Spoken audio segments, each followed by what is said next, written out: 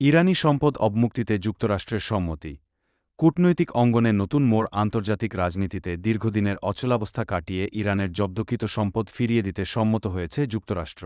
ইরানি প্রতিনিধিদলের ঘনিষ্ঠ সূত্রের বরাত দিয়ে আল জাজিরা জানিয়েছে, ওয়াশিংটন ইরানের এই বিশাল অর্থ বা সম্পদ ছেড়ে দেওয়ার ইতিবাচক সিদ্ধান্ত নেওয়ার পরেই দেশটির প্রতিনিধিদল আলোচনায় অংশ নিয়েছেন। উল্লেখ্য যে, জব্দকৃত সম্পদ ফেরত পাওয়া ছিল ইরানের পক্ষ থেকে উত্থাপিত ১০ দফা পরিকল্পনার অন্যতম প্রধান দাবি।